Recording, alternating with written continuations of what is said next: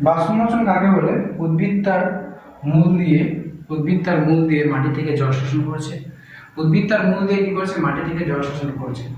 সেই যে জলটা আছে সেই জলটা কিন্তু তার পুরোটাই কাজে লাগে না। জলের কিছু অংশ কাজে লাগে, বাকি জলটা সে দেহ থেকে বের করে দেয় বাষ্প আকারে। তো যে শারীরবৃত্তীয় প্রক্রিয়ার মাধ্যমে উদ্ভিদ তার অতিরিক্ত জলকে বায়ব অংশের মাধ্যমে দেহ থেকে বাষ্প আকারে নির্গত করে, এই পদ্ধতিকে বলা হচ্ছে, এই প্রক্রিয়াকে বলা হচ্ছে বাষ্পমোচন। ঠিক আছে, বাষ্পমোচন এটাকে বলা হচ্ছে। বায়ব অংশ বলতে পাতার মাধ্যমে বের করতে পারে, এছাড়া কাণ্ডের মাধ্যমে বের করতে পারে। কিভাবে বের করতে পারে এটা পরে দেখছি। তাহলে বাষ্পমোচন আর বাষ্পীভবনের মধ্যে একটা পার্থক্য দেখে নিচ্ছি। বাষ্পমোচন কে করবে? এটা উদ্ভিদ করে। আর বাষ্পীভবন, প্রকৃতিতে আমরা যে কোনো জলকে যখন গরম করি কিনা তখন সেই জলটা যে বাষ্পে পরিণত হয়, এই ঘটনাটাকে বলা হয় বাষ্পীভবন। যেমন মনে করো তুমি জল নিচ্ছ কোনো একটা পাত্রের মধ্যে, জল নিয়ে সেই জলটা গরম করলে, তো সেটাই কিন্তু আমাদের বাষ্পীভবন। যে কোনো, এছাড়া সূর্যের তাপ পড়ছে, সূর্যের তাপে পুকুরের জল কি হচ্ছে? বাষ্পে পরিণত হচ্ছে। এটা হচ্ছে বাষ্পীভবন। ঠিক আছে, তো এটা কি? এটা হচ্ছে একটা ভৌত প্রক্রিয়া।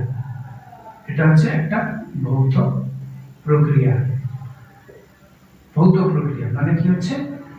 অটোমেটিকলি এটা ফিজিক্যালি হচ্ছে। ঠিক আছে, কিন্তু এটা হচ্ছে একটা শারীরবৃত্তীয় প্রক্রিয়া। মানে কোনো একটা শারীরবৃত্তীয় প্রক্রিয়া বলতে কি? কোনো একটা জীবের মধ্যে হবে, জীবের একটা শারীরবৃত্তীয় প্রক্রিয়া। ঠিক আছে, আর এটা হচ্ছে ভৌত প্রক্রিয়া। এটা কি? ভৌত প্রক্রিয়া। এরপরে আমরা দেখব কি আছে বাষ্পমোচন আর বাষ্পীভবনের মধ্যে যে সময়, এটা কখন ঘটবে? বাষ্পমোচন কখন ঘটবে? যখন সূর্যের আলো থাকবে দিনের বেলা, তখন তো বাষ্পমোচন হয় না, তাই না? তো বাষ্পমোচন ঘটবে দিনের বেলা, মূলত হবে দিনের বেলা। আর বাষ্পীভবনের কোনো ঠিক ঠিকানা নেই। তুমি যখনই জল গরম করা শুরু করবে, ব্যাস বাষ্পীভবন শুরু হয়ে গেল। সর্বদা সম্ভব হয়, সর্বদা।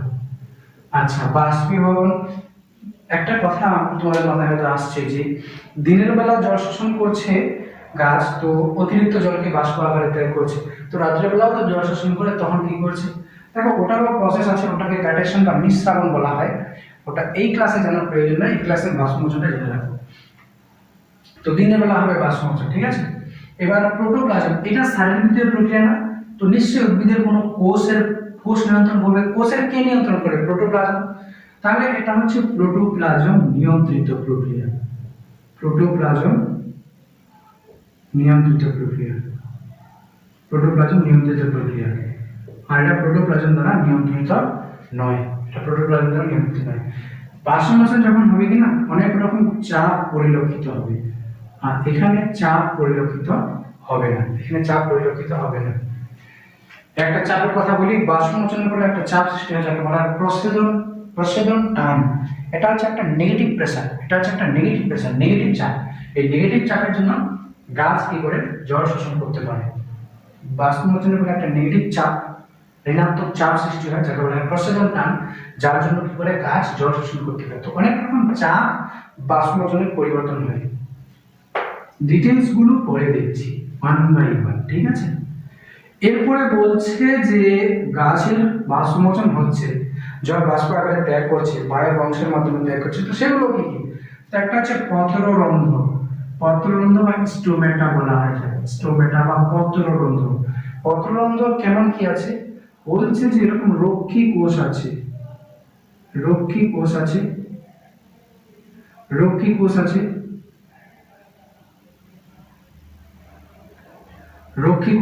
ঠিক আছে, রক্ষী কোষ আছে।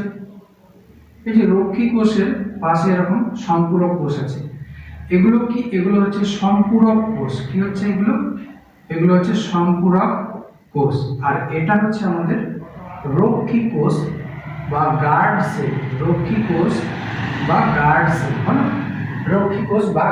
সেল। তো এই যখন কি হবে? জল এখানে এসে, আচ্ছা, এই যে মাঝখানে ছিদ্র দেখতে পাচ্ছি না, এটা হচ্ছে আমাদের স্টোমেটাল পোর বা স্টোমেটাল পত্ররন্ধ্রের ছিদ্র। এটা হচ্ছে আমাদের পত্ররন্ধ্রের ছিদ্র, এর মাধ্যমেই জল বাষ্প আকারে বের হয়। তো এটা পুরোটাই পত্ররন্ধ্র হলো। রক্ষী কোষ, ছিদ্র আর এই যে সম্পূরক কোষ, এই তিনটা জিনিস মিলে আমাদের পত্ররন্ধ্র হয়েছে, ঠিক আছে, তিনটে ইনফেকশন বলা আছে পত্ররন্ধ্র। তো পাতার কি হচ্ছে, পাতার পত্ররন্ধ্রের মাধ্যমে, পাতার কি হচ্ছে পত্ররন্ধ্রের মাধ্যমে গাছ বাষ্পমোচন করে, পত্ররন্ধ্রের মাধ্যমে গাছ বাষ্পমোচন করে। প্রায় 50 থেকে 97% জল বাষ্প আকারে বের হয় পত্ররন্ধ্রের মাধ্যমে। কিসের মাধ্যমে? পত্ররন্ধ্রের মাধ্যমে। হলো। আচ্ছা, পত্ররন্ধ্রটা খুলে কিভাবে, পত্ররন্ধ্রটার উন্মোচন কিভাবে হয়? যখন কি হবে, জল এখান থেকে এসে এখানে প্রবেশ করবে, সম্পূর্ণ কোষ থেকে এসে রক্ষী কোষে প্রবেশ করবে, তখন কি হবে, এই স্টোমেটাল ছিদ্রটা বড় হয়ে যাবে, এই কোষটা জল শোষণ করে এরকম ফুলে যাবে, ঠিক আছে, এরকম হয়ে যাবে, এই যে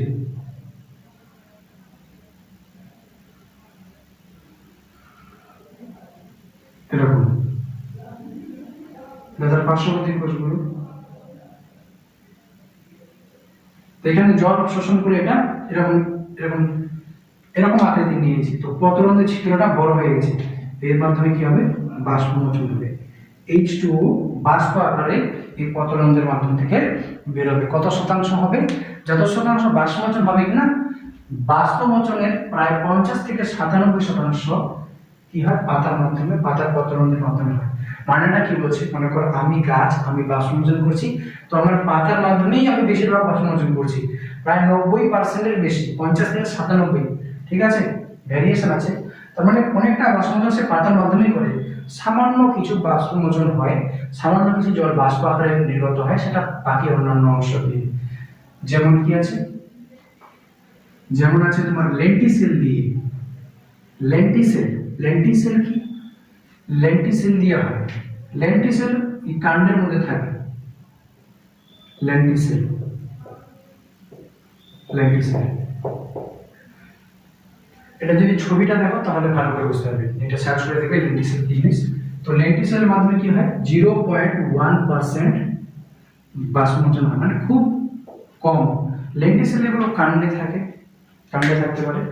তো কি হচ্ছে, লেন্টিসেলের মাধ্যমে বাষ্পমোচন হয়। লেন্টিসেল অ্যাকচুয়ালি কি, যদি তুমি একটা গাছের গাছের তুমি একটা যদি গাছকে, বড় গাছকে দেখো, ওর চারপাশে এরকম একটু দাঁড়াল দেখতে হবে, একটা বড় গাছকে যদি দেখো না, এরকম ছিদ্র দেখতে হবে, এরকম টাইপের দেখবে, ফেটে ফেটে গেছে, ফেটে ফেটে গেছে। তো এই ফাটা ফাটা জায়গাগুলো দিয়ে কি আসে, বাষ্প, কিছুটা মানে সামান্য বাষ্প বেরিয়ে আসে কাণ্ডগুলো দিয়ে, গাছের কাণ্ড যেটা আছে না, কাণ্ড দিয়ে। তো কাণ্ডের মধ্যে থাকে লেন্টিসেল গুলি, ঠিক আছে। তোমরা আপাতত এটাই মনে রাখবে, কারণ উঁচু ক্লাসে এর অনেক ব্যাপার আছে। লেন্টিসেল আবার মূলেও থাকে। তো লেন্টিসেল কোথায় থাকছে, কাণ্ডে থাকছে, কাণ্ডের মধ্যে এরকম ক্র্যাক থাকছে, কাণ্ডের মধ্যে এরকম ছোট ছোট ক্র্যাক থাকছে, ছিদ্র থাকছে, কাণ্ডের ছিদ্র দিয়ে বেরিয়ে আসছে, এটা হচ্ছে লেন্টিসেল। কিউটিকল, কিউটিকল কি, এটা একটা পাতা আছে কি, এই পাতার উপর কিউটিন নামক, এই যে মনে করো একটা পাতা আছে না, তো পাতার উপর একটা ছোট লেয়ার আছে, মোমের লেয়ার আছে, পাতার উপর একটা মোমের কিউটিন নামক স্নেহ পদার্থ, মানে ফ্যাট জাতীয় পদার্থের একটা ছিটিয়ে দেওয়া হয়েছে মনে করো। তো উপরে একটা লেয়ার তৈরি হয়ে গেছে পাতার উপর, কিউটিনের লেয়ার। তো ঠিক আছে, তো পাতার উপর কিউটিনের লেয়ার আছে, তো কিউটিনের লেয়ার আছে, সেই জন্য কি হচ্ছে, বাষ্পমোচন কিন্তু হয় না। তো কিউটিনের লেয়ারে যেখানে সেখানে ফাটল সৃষ্টি হচ্ছে। মনে করে এটা পাতা আছে কিনা, পাতা, পাতাকে আমি এইভাবে দেখাচ্ছি, কতটাও পাতাটা মোটা হয় না, বাট আমি এটাকে পাতা মনে করে এই পাশটা একটু বড় করে দেখাচ্ছি। মনে করে এটা পাতা আছে, তো উপরে কি হবে, উপরে এরকম কিউটিনের লেয়ার আছে, কিউটিনের লেয়ার আছে, কিউটিনের লেয়ার আছে। এখানে যেখানে সেখানে ফাটল তৈরি হবে, এর মাধ্যমে জল বাষ্প আকারে বের হবে, ঠিক আছে, জল বাষ্প আকারে বের হবে। কিউটিকল দিয়ে হবে 3 থেকে 10%, কিউটিকল দিয়ে কতটা হবে, 3 থেকে 10%। এবার প্রভাব, বাষ্পমোচনকে প্রভাবিত করে কে কে, বাষ্পমোচনকে প্রভাবিত করে কে কে, বাষ্পমোচনকে প্রভাবিত করে কে কে, বাষ্পমোচনকে প্রভাবিত করবে, প্রভাবিত করবে তাপমাত্রা। প্রভাবক, প্রভাবক বলতে কি বোঝানো হচ্ছে, যে বাষ্পমোচন বেশি হবে কম হবে, বাষ্পমোচনকে প্রভাবিত করবে কে, ঠিক আছে। বাষ্পমোচনকে প্রভাবিত করবে কি, এক নাম্বার হচ্ছে আমাদের উষ্ণতা। কি করবে, উষ্ণতা। তো কি হচ্ছে, যদি পরিবেশে উষ্ণতা বেড়ে যায়, যদি পরিবেশে উষ্ণতাটা বেড়ে যায়, ঠিক আছে, যদি পরিবেশে উষ্ণতা বেড়ে যায়, টেম্পারেচার বেড়ে গেছে, উষ্ণতা বেড়ে গেছে, তাহলে গাছের মধ্যে কি হবে, বাষ্পমোচনটা বেড়ে যাবে। বাষ্পমোচনটা বেড়ে যাবে। যদি উষ্ণতা বেড়ে যায় কিনা, তো বাষ্পমোচনটা বেড়ে যাবে। তার মানে কি আছে, এখানে তুমি যদি ম্যাথ ক্যালকুলেশন দেখো তাহলে এটা সমানুপাতিক, বাষ্পমোচন উষ্ণতার সঙ্গে সমানুপাতিক, বাষ্পমোচনের হার উষ্ণতার সঙ্গে সমানুপাতিক। যত উষ্ণতা বাড়বে তত গাছ কি করবে, বেশি জল বাষ্প আকারে তার দেহ থেকে বের করবে। উষ্ণতা বাড়লে বাষ্পমোচন বাড়বে। দ্বিতীয়ত কি বলছে, দ্বিতীয়ত বলছে আমাদের আর্দ্রতা, বায়ু আর্দ্রতা।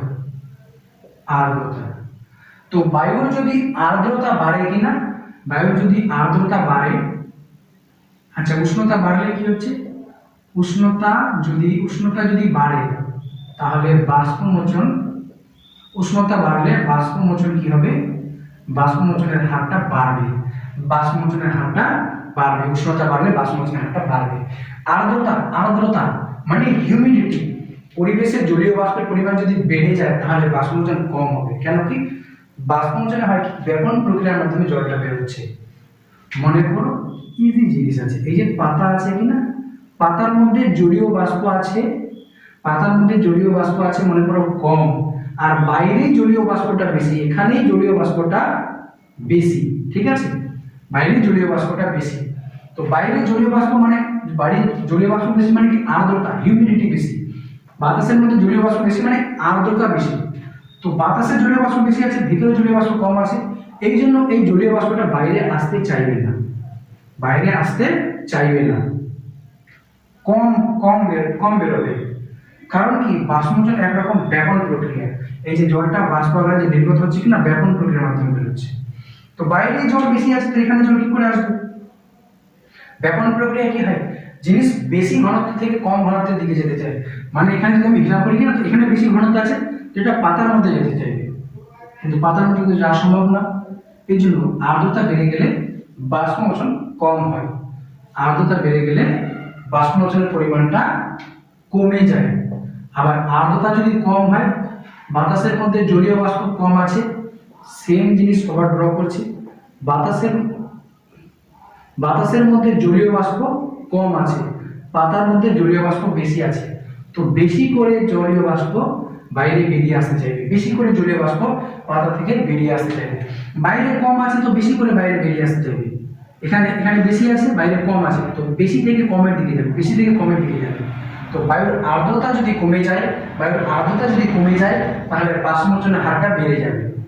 হলো বায়ুর আর্দ্রতার সঙ্গে সম্পর্ক। এরপরে আছে তোমার বায়ু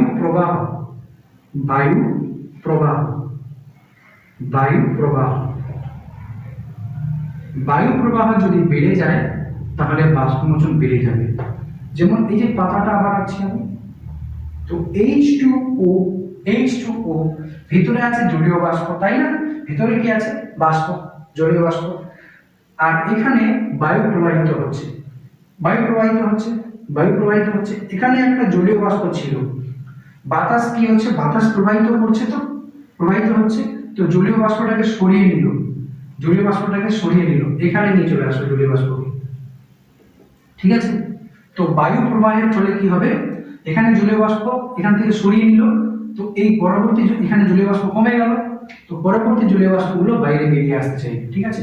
তো বায়ু প্রবাহ যদি বেড়ে যায় তাহলে জলীয় বাষ্প বের হওয়ার পরিমাণটা, মানে বাষ্পমোচন হওয়ার পরিমাণটা বেড়ে যাবে, হারটা বেড়ে যাবে।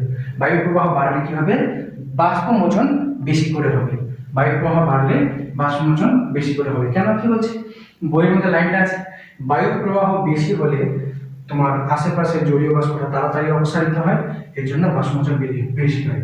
তো এই যে এখানকার জলীয় বাষ্পটা বের হলো, আবার এটাকে বায়ু প্রবাহ সরিয়ে নিল, আবার বের হলো, আবার সরিয়ে নিল, তো যখনই এখানে সরিয়ে নিচ্ছে কিনা, এখানে জলীয় বাষ্প কম হয়ে যাচ্ছে, এখান থেকে জলীয় বাষ্প যদি সরিয়ে নিয়ে আমি ওদিকে ঠেলে দিই, এখানে জলীয় বাষ্প কম হয়ে গেল, আর ভিতরে বেশি হয়ে গেল, তো বেশি থেকে কমের দিকে আসবে। আবার যখন এখানে ভর্তি হয়ে গেল, আবার বায়ু এসে এটাকে সরিয়ে দিল। তো এই জন্য বায়ু প্রবাহ বাড়লে কি হয়, বাষ্পমোচনের হারটা বেড়ে যায়। আবার যদি খুব বায়ু প্রবাহ যদি অতিরিক্ত হয়ে যায়, তাহলে বায়ু প্রবাহ যদি অনেক বেশি হয়, বায়ুর বেগটা যদি অনেক বেশি হয়ে যায়, তাহলে কি হবে, তাহলে পত্ররন্ধ্রগুলো পত্ররন্ধ্রগুলো বন্ধ হয়ে যায়, ক্লোজ হয়ে যায়। যদি বেশি জোরে বেশি স্পিডে বাতাস বয় কিনা তাহলে পত্ররন্ধ্রগুলো বন্ধ হয়ে যাবে। আর পত্ররন্ধ্র কি করে, পত্ররন্ধ্র কি করে, বাষ্পমোচন করে, তাই না? তো পত্ররন্ধ্র যদি বন্ধ হয়ে যায় তো বাষ্পমোচন কি হবে, কমে যাবে। তো বায়ু প্রবাহ যদি বাড়ে তাহলে বাষ্পমোচনও বাড়বে, কিন্তু বায়ু প্রবাহ যদি অনেক বেশি হয়ে যায় তাহলে পত্ররন্ধ্রগুলো বন্ধ হয়ে যায়। এই জন্য কি হয়, আবার তখন বাষ্পমোচনের হারটা কমে যাবে, বাষ্পমোচনের হারটা কমে যাবে। তো এটা হচ্ছে একটা গুরুত্বপূর্ণ ফ্যাক্টর। এরপরে দেখছি আমি, এরপরে কি বলছি, বায়ুর আর্দ্রতা দেখলাম, বায়ুর প্রবাহ দেখলাম, এরপরে আসছে আলো। এরপরে কি আসছে, আলো। আলো কি করে, আলো আলো আলো সরাসরি না হলেও পরোক্ষভাবে আলো আলো কি হচ্ছে, সরাসরি না হলেও পরোক্ষভাবে বাষ্পমোচনকে নিয়ন্ত্রণ করে। আলো কি হচ্ছে, প্রত্যক্ষভাবে না হলেও পরোক্ষভাবে বাষ্পমোচনের হারকে নিয়ন্ত্রণ করে। আলো থাকলে বাষ্পমোচন হবে, দিনের বেলায় আলো থাকলে বাষ্পমোচন হবে, রাত্রিবেলা অন্ধকারে পত্ররন্ধ্রগুলো বন্ধ হয়ে যায় অনেক, তো বাষ্পমোচন হয় না, তাহলে আলো কি করছে, বাষ্পমোচনটাকে নিয়ন্ত্রিত করছে। আলো থাকলে বাষ্পমোচন হবে, আর আলো যদি না থাকে বাষ্পমোচন হবে না, অসম্ভব, তাই তো? পুরোপুরি অসম্ভব না, বাট হবে না, ঠিক আছে? তাহলে এটা প্রশ্ন কন্ডিশন এটাই মনে রাখতে হবে, আলো প্রত্যক্ষভাবে তো বাষ্পমোচন নিয়ন্ত্রণ করে না, কিন্তু পরোক্ষভাবে বাষ্পমোচন নিয়ন্ত্রিত করে। দেখা গেছে যে আলো থাকলে বাষ্পমোচন হয়, আলো না থাকলে বাষ্পমোচন হয় না, এরপরে বাষ্পমোচনের জন্য পাতার গঠনটা অনেক একটা গুরুত্বপূর্ণ ভূমিকা পালন করে। যে পাতার গঠনটা কেমন আছে তার উপর বাষ্পমোচন নির্ভর করে। যেমন পাইন গাছের পাতা সুচ্চাকার, বলছে কি সুচ্চাকার, পাইন গাছের পাতা সুচ্চাকার, এই জন্য এখানে বাষ্পমোচন কম হয়। পাইন গাছের পাতা সুচ্চাকার মানে সুয়ের মতো, পাইন গাছের পাতাগুলো কেমন, সুচ্চাকার মানে সুয়ের মতো। তো এখানে পাতা সুয়ের মতো আছে, তো বাষ্পমোচন হবে কেমন করে, পত্ররন্ধ্র কম বেরোচ্ছে যে, এখানে পাতাটা এরকম আছে সুয়ের মতো, তো পত্ররন্ধ্র কম থাকবে, তাই না? পাতা সুচ্চাকার হলে, পাতা যদি এরকম হয় কিনা, পাতা যদি এরকম হয় চ্যাপ্টা, তাহলে এখানে অনেকগুলো জায়গায় অনেকগুলো পত্ররন্ধ্র থাকবে, তাহলে বেশি করে জলের বাষ্প বেরোবে। কিন্তু পাতা কি এরকম একটা পাতা এরকম একটা সুচ্চাকার হয়ে গেছে, তো এখানে পত্ররন্ধ্র কম থাকতে পারছে, তাই না? তো কম করে বাষ্পমোচন হবে, এটাই বলছে পাইনাসে। আচ্ছা, এরপরে বলছে ফণিমনসার কথা যদি আমরা বলি, ক্যাকটাস জাতীয় গাছ ফণিমনসায় কি হবে, ফণিমনসা এগুলো কোন জায়গায় পাওয়া যায়, এগুলোকে জঙ্গল উদ্ভিদ বলা হচ্ছে। এগুলো যেখানে জল কম আছে সেই জায়গায় বেঁচে থাকার জন্য ফণিমনসা কি করে, পাতাকে কাঁটায় রূপান্তরিত করে। পাতাকে কি করছে, পাতাকে রূপান্তরিত করে কাঁটায়। কেন, পাতা থাকলে তো বাষ্পমোচন হয়ে যাবে, বাষ্পমোচন হলে পত্ররন্ধ্রের মাধ্যমে জলটা চলে যাবে, আর এখানে জল কম আছে, আমাকে বেঁচে থাকার জন্য জল লাগবে, জলকে বাঁচাতে হবে, তাই কি করছে, পাতা রাখবে না, পাতাকে কাঁটায় রূপান্তরিত করে দিচ্ছে, যেন কাঁটার মাধ্যমে বাষ্পমোচন হবে না, কম হবে, খুবই কম। তো পাতাকে কাঁটায় রূপান্তরিত করে বাষ্পমোচনকে রোধ করার জন্য, তাহলে এদের মধ্যে বাষ্পমোচন কম হয়। এছাড়াও কি করবে এরা, 2 নম্বর জিনিস, এদের মধ্যে আরেকটা ঘটনা ঘটবে ফণিমনসার মধ্যে, যে এদের কাণ্ডের মাধ্যমে বাষ্পমোচন হতো কিনা, কাণ্ডের মাধ্যমে একটুখানি বাষ্পমোচন হয়, তো কাণ্ডের উপর, মনে করো এটা গাছের কাণ্ড আছে কিনা, ফণিমনসা গাছের কাণ্ড আছে, তো কাণ্ডের উপর ছোট্ট করে কিউটিকলের লেয়ার দিয়ে দিবে, একটু চ্যাপ্টা করে কিউটিকলের লেয়ার দিয়ে দিবে। পাতায় দিচ্ছিল কিনা, এখানে পাতায় দিচ্ছিল, অন্যান্য গাছগুলো পাতায় দিচ্ছে, এরা কাণ্ডটার মধ্যেও বাষ্পমোচন যেন না হয় তার জন্য ওটার পর পুরো কিউটিকলের আবরণ দিয়ে দিচ্ছে। এই যে কাণ্ড আছে এখানে, এর চারিদিকে আমি একটা মোমের আবরণ দিয়ে দিলাম, তো জলটা বেরোতে পারবে কি পারবে না, সহজে জলটা বেরোতে পারবে কি পারবে না। তো এটা ফণিমনসা কি করে, কাণ্ডের উপর পুরো কিউটিকলের আবরণ দিয়ে দেবে, কিউটিকল আবরণ দিয়ে দেবে, পুরো কিউটিকলের আবরণ দিয়ে দেবে, যেন বাষ্পমোচন কম হয়। আচ্ছা,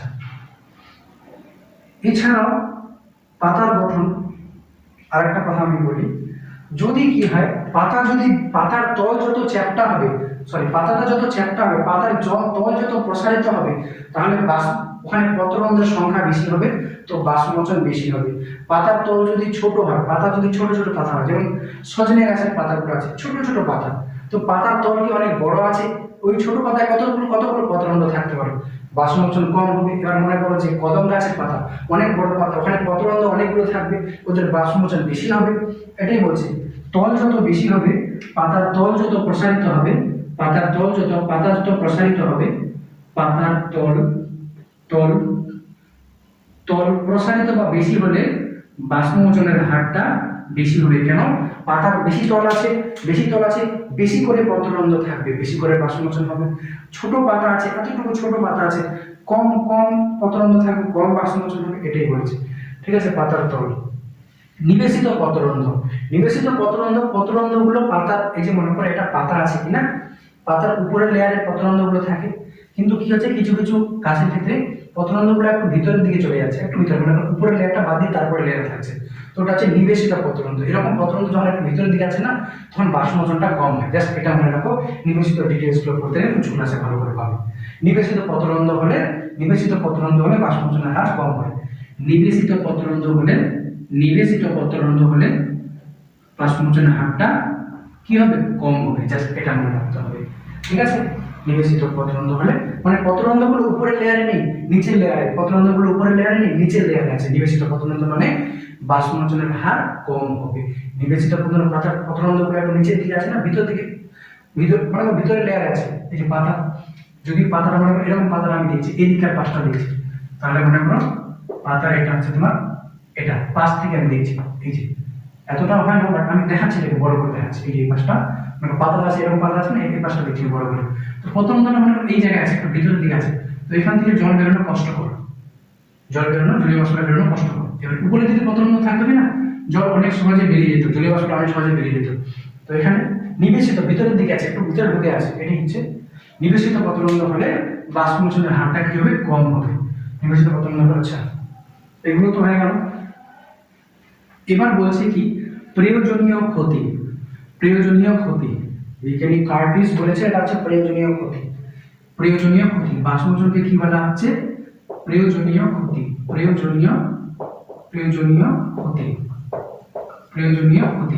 প্রয়োজনীয় ক্ষতি মানে কি? বাষ্পমোচনের দরকার তো আছে, বাষ্পমোচন যদি না হয় তো উদ্ভিদ অতিরিক্ত জলটা কোষের মধ্যে রেখে কোষগুলো রসস্ফীতি চাপ মেনটেন থাকবে না, কোষের মধ্যে খাদ্যের চলাচল ঠিক মতো হবে না, কোষের মধ্যে মৌলিক পদার্থের চলাচল ঠিক মতো হবে না। খাদ্যের চলাচল হতে হবে না, যে খাবার কোথায় তৈরি করে? মূল খাবার তৈরি করে কি? মূল কি আলো পাচ্ছে? খাবার তৈরি করবে, খাবার কোথায় তৈরি হচ্ছে? পাতায় তৈরি হচ্ছে, পাতা থেকে খাবারটা, আর কাজ কোথায় হচ্ছে? মূল কি করছে? জল শোষণ করছে, খনিজ লবণ শোষণ করছে। তো মূলে তো এনার্জির দরকার আছে না, যে কাজ করে তার তো এনার্জির দরকার, শক্তির দরকার, তাই না? আমি কাজ করছি তো আমার তো শক্তি দরকার। তো এই যে গাছটা যদি দেখো তুমি, এটা আছে মূল, আর এটা হচ্ছে আমাদের পাতা, ঠিক আছে।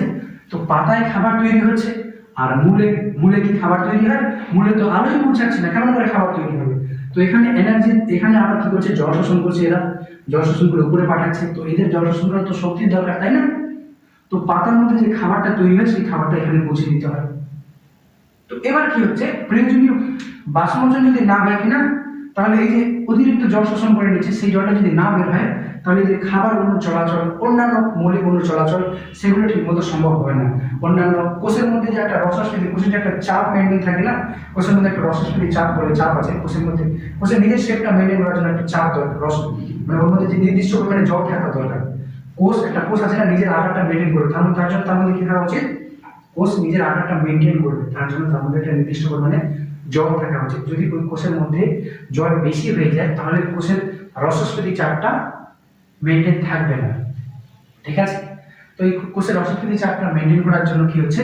ওকে অতিরিক্ত জলটা দেহ থেকে বের করা দরকার, আরো অনেক কারণ বললাম। তো এই যে অতিরিক্ত জলটা বের করা দরকার, এই জন্য বাষ্পমোচন তো দরকার আছে, উদ্ভিদের দরকার আছে। আবার বাষ্পমোচন যদি বেশি হয়ে যায় কিনা, তাহলে আবার ক্ষতি আছে। বাষ্পমোচন বেশি হয়ে গেলে তাহলে আবার ক্ষতি আছে।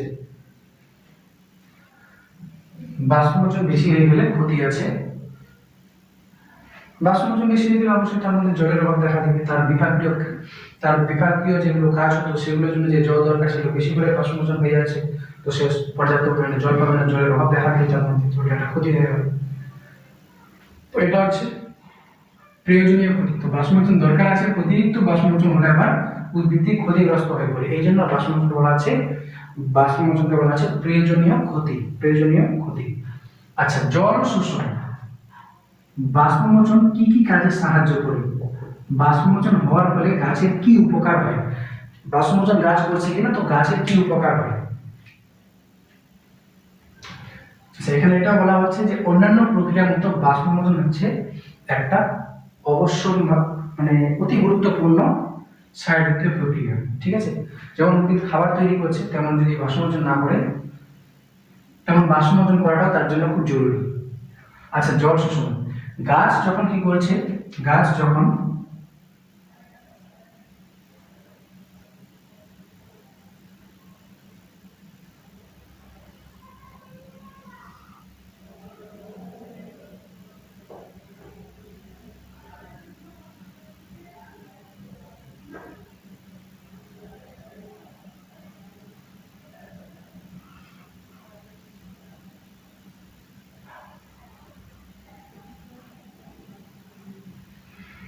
তো কি হচ্ছে এবার জল শোষণ।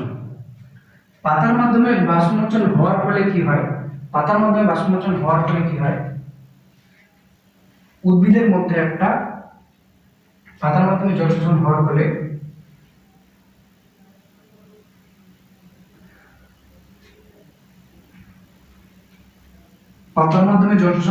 একটা একটা রস, এখানে একটা ব্যাপন চাপের ঘাটতি দেখা যায়।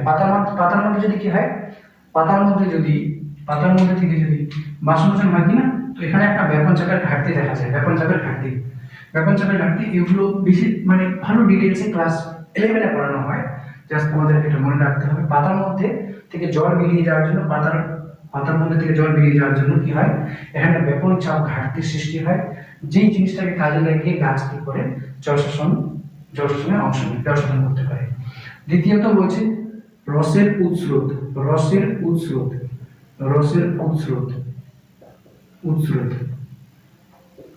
এটা প্রায় একই রকম। রসের উৎস্রোত কি? যখন কি করছে রসের উৎস্রোত কি? যখন পাতার মাধ্যমে বাষ্প আকারে জল বাষ্প আকারে বেরিয়ে যাচ্ছে, তো এখানে জাইলেম বাহিকার কি হচ্ছে, একটা শূন্য স্থান তৈরি হচ্ছে। এখানে জাইলেম বাহিকার একটা শূন্য স্থান তৈরি হচ্ছে। এই জলের অণুটা চলে গেল, আবার জল এখান থেকে বাষ্প আকারে চলে গেল, তো এই যে জাইলেম বাহিকার মধ্যে একটা শূন্য স্থান তৈরি হচ্ছে, যার জন্য কি হচ্ছে, তার পরবর্তী জলের অণুগুলো ওই জায়গাটা পূরণ করার জন্য চলে আসছে। যেমন আমি কনসেপ্টটা বোঝানোর জন্য তোমাকে বলি, তুমি যদি স্ট্র দিয়ে জুস খাও, ঠিক আছে, জুস খাওয়ার জন্য কি হয়, তুমি যখন সেখানকার যে উপরের জলের অণুগুলো মানে জুসের অণুগুলো তুমি যদি টেনে নাও, তাহলে ওই জায়গায় একটা ফাঁকা তৈরি হয়। ওই গ্যাপটা ফিল করার জন্য পরের যে জলের অণুগুলো আছে ওগুলো সেই জায়গায় চলে আসে, ঠিক আছে। তুমি যদি জুস খাও কিনা, তো জুস খেয়ে যখন উপরের দিকে টান মারো, তো যখন তুমি টান মারো তখন উপরের যে জুসটা আছে তোমার মানে চলে আসবে, তোমার মধ্যে চলে আসবে। এবার সেই জায়গায় একটা ফাঁকা তৈরি হচ্ছে, সেই ফাঁকাটা পূর্ণ করার জন্য তারপরে যে জুসের অণুগুলো আছে ওগুলো ওখানে চলে আসতে হবে সেই জায়গাটা পূর্ণ করার জন্য। এরকম ভাবে মনে রাখো যখন গাছ থেকে বাষ্প আকারে জল বেরিয়ে যায়, তখন জাইলেম বাহিকার মধ্যে, এই জাইলেম বাহিকা, এটা হচ্ছে জাইলেম বাহিকা যার মাধ্যমে জল আসছে, তো জাইলেম বাহিকার মধ্যে একটা শূন্যস্থান পূরণ হয় এবং কি এইভাবে একটা প্রসারণ টানের সৃষ্টি হয়, যার জন্য কি হয়, জল এবং জলের সঙ্গে মিশ্রিত খনিজ লবণগুলো উপরের দিকে উঠে আসে, একে বলা আছে রসের উৎস্রোত। কি হচ্ছে, বাষ্পমোচনের ফলে পাতার মধ্যে একটা প্রসারণ টানের সৃষ্টি হয়, বাষ্পমোচনের ফলে জাইলেম বাহিকায় শূন্যস্থান সৃষ্টি হয়, সেই শূন্যস্থানের ফলে প্রসারণ টান সৃষ্টি হয়, যার জন্য কি করে জল এবং জলের সঙ্গে মিশ্রিত অন্যান্য খনিজ মৌলগুলো বা খনিজ লবণগুলো উপরের দিকে ঊর্ধ্বমুখী পাতার দিকে আসতে থাকে। এটাকে বলা আছে রসের উৎস্রোত। মানে কি, জল আছে, জলের সঙ্গে আরো অন্যান্য যে উপাদানগুলো উপরের দিকে আসতে শুরু করে, সেটাকে বলা আছে রসের উৎস্রোত। কেন আসছে? কারণ বাষ্পমোচন হচ্ছে কিনা, জল বেরিয়ে যাচ্ছে, তো এখানে জাইলেম বাহিকায় একটা শূন্যস্থান তৈরি হচ্ছে। এই শূন্যস্থানের ফলে পরবর্তী এই যে জলের অণুগুলো আছে উপরে এই শূন্যস্থানে পূরণ করার জন্য চলে আসছে, ঠিক আছে। এভাবে একটা টান জেনারেট হচ্ছে, ঠিক আছে, টান জেনারেট হচ্ছে। বই থেকে পড়বে একটু, আশা করি ক্লিয়ার হয়ে যাবে। এরপরে বলছি রস কেন বলা হচ্ছে, শুধুমাত্র জল আসে না, জলের সঙ্গে খনিজ মৌলগুলো আসে, এই জন্য বলা হচ্ছে রসের উৎস। আচ্ছা, উষ্ণতা হ্রাস, উষ্ণতা হ্রাস, উষ্ণতা হ্রাস। আচ্ছা, উষ্ণতা হ্রাস কি জিনিস, যে বাষ্পমোচন হওয়ার ফলে পাতা কি করে, বাষ্পমোচন হওয়ার ফলে কি করে, পাতা কি করে লিঙ্ক তাপ গ্রহণ করে নিজেকে ঠান্ডা রাখে। পাতা কি করে, বাষ্পমোচন হওয়ার ফলে পাতায় লিঙ্ক তাপ গৃহীত হয়, সেই লিঙ্ক তাপের মাধ্যমে সেই জিনিসটাকে পাতাটা নিজেকে ঠান্ডা রাখে। তাই কি করে, অতিরিক্ত উষ্ণতা বেড়ে গেলেও, অতিরিক্ত উষ্ণতা বেড়ে গেলেও পাতাটা জ্বলে যায় না, নিজের তাপমাত্রাটা মেনটেন রাখতে পারে, পাতা নিজেকে ঠান্ডা রাখতে পারে। তাহলে বাষ্পমোচন হয়, বাষ্পমোচন হওয়ার পরে লিঙ্ক তাপ সৃষ্টি হয়, সেই লিঙ্ক তাপের সাহায্য নিয়ে পাতাটা নিজেকে ঠান্ডা রাখে, উষ্ণতাকে হ্রাস করে, ঠিক আছে, উষ্ণতাকে হ্রাস করে। এই লিঙ্ক তাপের কনসেপ্টটা তোমরা আরেক জায়গায় পাবে, মানে তোমাদের ক্লাসে তো ফিজিক্সে পাবে, ফিজিক্যাল সায়েন্সে। এছাড়াও তোমরা যদি দেখো একটা প্রচলন আছে যে কলসির মধ্যে যদি জল রাখা হয় তাহলে জলটা অনেক ঠান্ডা থাকে, ঠিক আছে। যাদের ফ্রিজ নেই তার জন্য কলসিটাই হচ্ছে একটা ফ্রিজ, তাই তো, মানে এটা আমি আমার কথা বলি। কলসির মধ্যে জলটা রাখলে সেই লিঙ্ক তাপের কনসেপ্ট দিয়ে জলটা ঠান্ডা থাকে, ঠিক আছে। তো এবার উষ্ণতা হ্রাস, অতিরিক্ত জল। আরেকটা জিনিস কি, এদের বাষ্পমোচন ফলে একটা উপকার হয়, কি হয়, যে অতিরিক্ত জলটা শোষণ করে নিচ্ছে কিনা সেই জলটা দেহ থেকে বের করার জন্য সুবিধা হয়। তাহলে অতিরিক্ত জল, অতিরিক্ত জল, অতিরিক্ত জলটা দেহ থেকে বাষ্প আকারে নির্গত হয়, বাষ্প আকারে নির্গত হয়, অতিরিক্ত জলটা বাষ্প আকারে দেহ থেকে নির্গত হয়, যার জন্য উদ্ভিদ তার নিজের অবস্থাটাকে মেনটেন রাখতে পারে। অতিরিক্ত জলটা যদি দেহের মধ্যে থাকতো তাহলে তার ক্ষতি হতো। যেমন আমাদের গাছের জল দরকার, তো গাছটাকে যদি জলের মধ্যে ডুবিয়ে দিই দেখবে গাছটা মারা যাবে। তো সেটাই মনে রাখবেন, রসস্ফীতি চাপ মেনটেন থাকে। পাতার মেসোফিল গলায়, পাতার মেসোফিল গলায় বাষ্পমোচনের ফলে পাতার মেসোফিল গলায় রসস্ফীতি চাপটা বজায় থাকে, রসস্ফীতি চাপটা বজায় থাকে। এবার এখানে এটা তো উপকার প্রভাব হয়ে গেল, আর একটা হচ্ছে ক্ষতিকর প্রভাব, যাকে বলা হচ্ছে উইল্টিং। উইল্টিং, উইল্টিং, উইল্টিংটা কেমন করে বোঝানো যেতে পারে, যে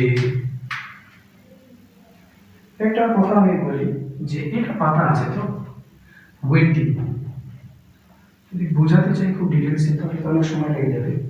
মনে করো এখানে কোষগুলো আছে কিনা, কোষগুলো আছে, তো কোষগুলো যাচ্ছে, তো কোষগুলো নিজের শেপটাকে মেনটেন রাখতে পেরেছে, এরা জল শোষণ করে নিজের শেপটাকে মেনটেন করছে, ঠিক আছে। কোষটা একটু ফুলে ফুলে আছে, তো বেশি স্ট্রং হয়ে আছে, জল শোষণ করছে ফলে। তো এখান থেকে জলগুলো বেরিয়ে গেল, মানে অতিরিক্ত হারে বাষ্পমোচন হয়ে গেল, জল তো বাষ্প আকারে বের হচ্ছে কিনা, তো বেশি করে জল বেরিয়ে গেল। তো এগুলো কোষ যে এরকম নিজের শেপ মেনটেন করেছিল কিনা, এই কোষগুলো চুপসে গেল। তো বেশি করে এখানে মনে করো যে এইটুকুর মধ্যে এই কোষগুলো নিজেকে সীমাবদ্ধ রাখবে, তো পাতাটা কি হলো, নিজের শেপটা মেনটেন করতে পারবে না, নেতিয়ে পড়বে, এরকম পাতাটা নিজের শেপটা মেনটেন করতে পারবে না, ঠিক আছে। অতিরিক্ত বাষ্পমোচনের ফলে কি হয়, অতিরিক্ত বাষ্পমোচনের ফলে পাতাগুলো নেতিয়ে পড়ে, পাতাগুলোর মধ্যে রসস্ফীতি চাপ বজায় থাকে না, পাতাগুলো নেতিয়ে পড়ে, এই ঘটনাকে বলা হয় উইল্টিং। অতিরিক্ত বাষ্পমোচনের ফলে এরকম হয়। যেমন মনে করে এটা পাতা আছে, এটা পাতা আছে, তো এখানে এখানে এখানে কোষগুলো জলে ভর্তি ছিল, জলে ভর্তি ছিল, কোষগুলো এরকম ফুলে ছিল, এখান থেকে জল বেরিয়ে গেল কিনা, এখানকার কোষগুলো থেকে জল বেরিয়ে গেল, তো কোষগুলো চুপসে গেল, তো এটা পাতাটাও নেতিয়ে পড়লো, পাতাটাও নিতে পড়বে। এবার এই দিকে দেখায়, মনে করো এখানে কোষ আছে, এখানে কোষগুলোর মধ্যে জল ভর্তি আছে, কোষগুলো এরকম ফুলে আছে, তো পাতাটাকে এরকম ধরে রেখেছে, এবার কোষগুলো থেকে জল বেরিয়ে গেল, তো এরকম চুপসে গেল কোষগুলো, তো পাতাটা নেতিয়ে পড়ছে। তো এই ঘটনাটাকে বলা হয় উইল্টিং, এই ঘটনা বলা হচ্ছে উইল্টিং। এটা ক্লাস 10 এর মধ্যে একদম ক্লাস 10 যখন পড়বা একদম সেম কনসেপ্ট হবে উইল্টিং রিলেটেড। রসস্ফীতি চাপ প্রকরণ চলন বলে একটা কথা বলা, উইল্টিং এখন ভালো করে বুঝবা। এই যেটা বললাম আমি, যে এখানে কোষ আছে, এখানে কোষগুলো জলে বেশ ফুলে আছে, তো পাতা এরকম আছে, এবার যখন এর মধ্যে থেকে জলগুলো বেরিয়ে যাচ্ছে কিনা, এটা কোষের মধ্যে থেকে জলটা বেরিয়ে যাচ্ছে, চুপসে গেল কোষটা, তো পাতা নেতিয়ে পড়ছে, এটাই। এই ঘটনাটাকে বলা হয় উইল্টিং। এই ঘটনাটাকে বলা হয় উইল্টিং। এটা একটা ক্ষতিকর প্রভাব। আর অনেকদিন যদি দীর্ঘদিন যদি এরকম অবস্থা চলতে থাকে কিনা, তাহলে পাতাটা এরকম যদি উইল্টিং দীর্ঘদিন করে অতিরিক্ত বাষ্পমোচন হয়, জলের অভাব হয়, তাহলে কি হবে, গাছটা মারা যাবে। আচ্ছা,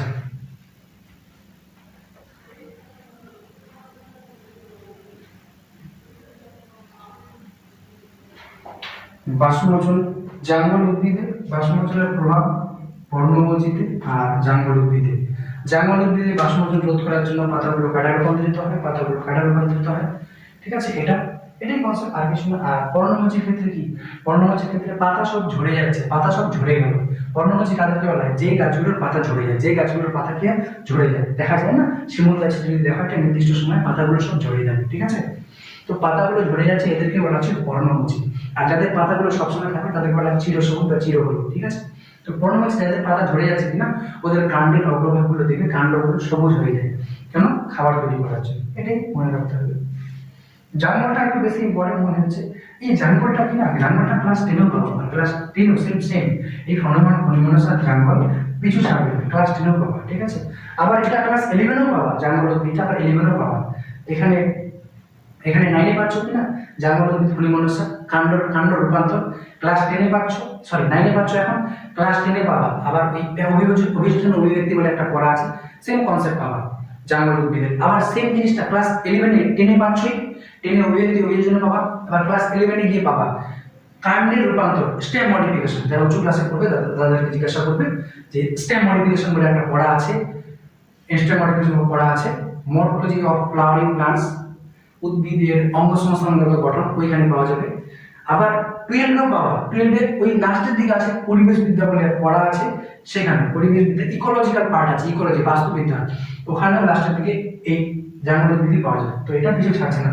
আবার একটা কথা বলি, এই জিনিসটা আবার সেম ক্লাস 8 ছিল কি না, 8 ছিল। ওই যে লাস্টের দিকে মরুভূমি রিলেটেড পড়াগুলো ছিল, যদি মনে পড়া ভালো করে পড়ো তাহলে মনে থাকে। তো জাস্ট ভালো করে পড়তে হবে।